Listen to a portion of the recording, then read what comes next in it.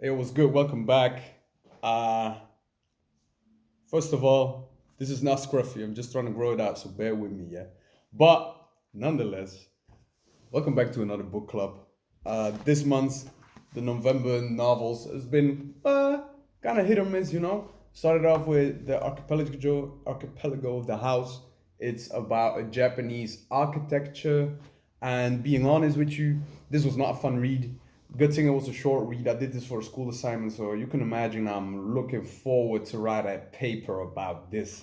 But nonetheless, it's cool to see how like they have a very different approach. They build houses like very, it's on a temporary basis. They use like a lot of wood, soft materials that can be replaced easily, mainly because of like natural disasters and because inheritance law is insane in Japan, so they don't want to pay that inheritance tax.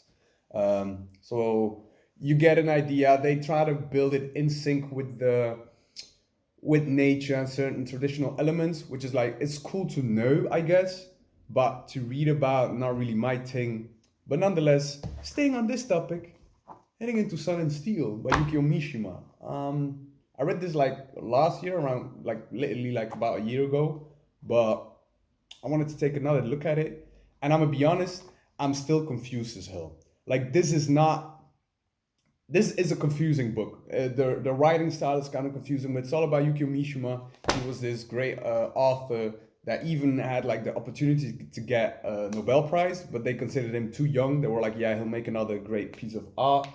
But he was very inspired, first of all, by like living according Sun and Steel. He resisted like the post-war Japanese living standard. Like people were ashamed.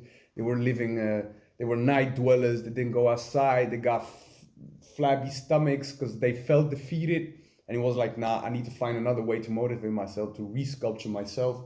And for him, that was Sun and Steel. And just knowing that the beauties of words cannot compare to the beauty of the body, because you can find so many ways to describe a certain sunset, but once you see it, once you have like the reality of the body, you can't, like, that's immutable. And that's kind of what he was aiming at, and how to embrace that. Eventually he even committed like a ceremonial suicide. He was really about that. But being honest, I read this again. It's not really as impactful. I think the that's literally the main takeaway point. Embrace the sun, get as much sun as possible, feel good, feel happy, get that light, get that nice, tan going on, be outside, and embrace the steel, embrace like the mental aspect of constantly weightlifting, or whatever it might be, and just that words can be mutated while the body is like a fixed truth that everyone can judge. All right, so this is post production Edgar, but one thing I forgot to mention is like just this man is considered one of the greatest like artists that spawned out of Japan in the 20th century, and he's not just like huge with words and metaphors, but just his physique. He's not built like your average author. He really was about that life. And that's what inspires, because a lot of people, like especially philosophers, they might write about a virtuous life, but they might not embody it. And this man fully did, and that's very commendable. But like, just look at this man. Like, he was about the sun and steel. And lastly, Dune Messiah.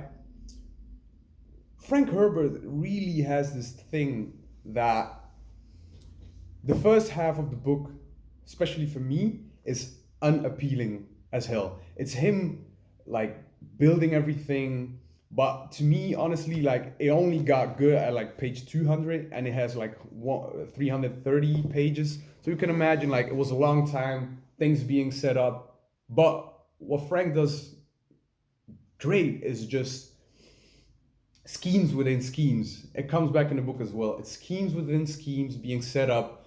You get led astray. There are, like side paths being explored just that lead up to nothing, and other side paths being explored, forgotten, and then coming back to play a big role. Like I got like betrayed a couple of times. I was expecting things to happen and they didn't, or they happened fully, completely like not as you expect. That's something he does great. Personally, I think I'm more of a fan of the first book, mainly because it's world building, and that's something that really interests me. And even though it was present, the strongest point about the Dune franchise is how it's everything is mental, it's psychological. You get to read the thoughts, and like it makes you think more, be more aware of like your actions, which I felt like this book didn't do as much. Maybe because the first one was really like the rise, like the hero's journey is going up, and this one was more of like a stagnant closing part, which maybe resonates differently. But nonetheless, lovely read, especially at the end. Can't wait to like read Children of Dune, and y'all can guess what the next book will be. Is this bad boy? Hey, yo, look at that! Look at that! And not only that, hey, yo, it got Prince. You like, I'm gonna be honest.